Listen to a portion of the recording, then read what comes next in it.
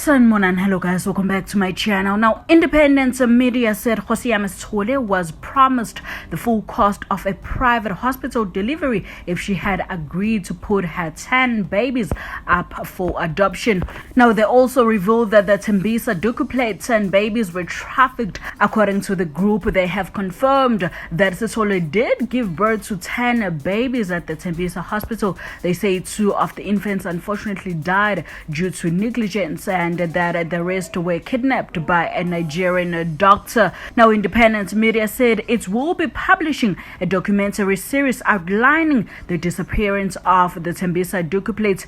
Now, they said the documentary will also reveal the names, recordings, videos, photos, and all the evidence they have, and also the officials that were involved in the trafficking of the babies, the doctors, the police, all the officials that were involved in the trafficking of the babies. Now, of course, this is very sad, given that we were all convinced by the government when they said 10 babies from Tembisa do not exist. When we look at the clinical records of the mother, and an obstetrician does see the mother, what does he say? He doesn't say the mother is not pregnant. In fact, he says multiple pregnancy, question mark. That's what he says, because he's too shit scared to say she's not pregnant because he loses license. That obstetrician is known to us.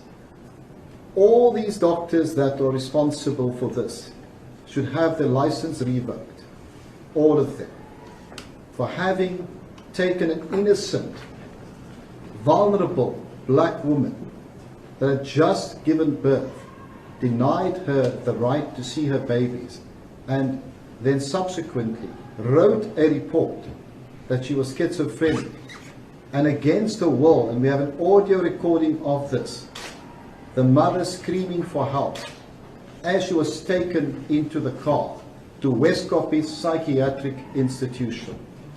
The aim of the health officials, the CEO of Tembisa Hospital, the CEO of Steve Biko Academic Hospital, and others, we have it very reliably that the MEC of Health in Gauteng, MEC Mogeti, was there at Tembisa Hospital the day after the mother was there. Psychiatric illness, because on the gynae side, obstetric side, we'll want to classify as a postpartum depression or postpartum psychosis. Does she qualify for that?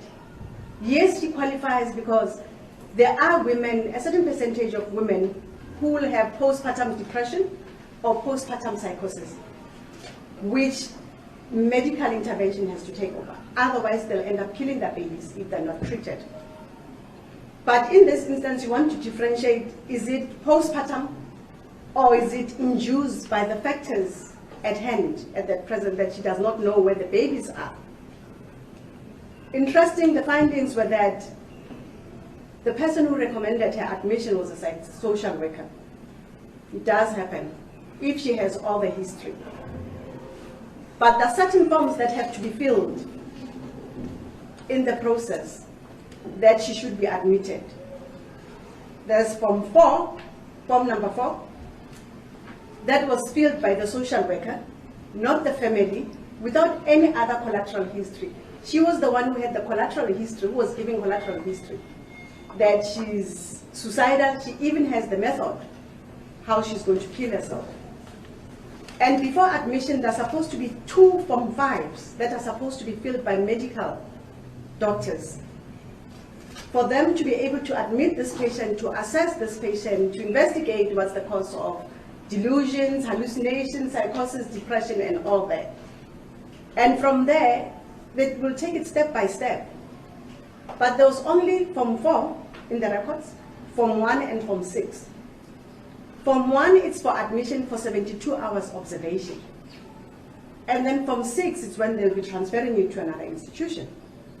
But at this stage, there's something strange in the whole thing.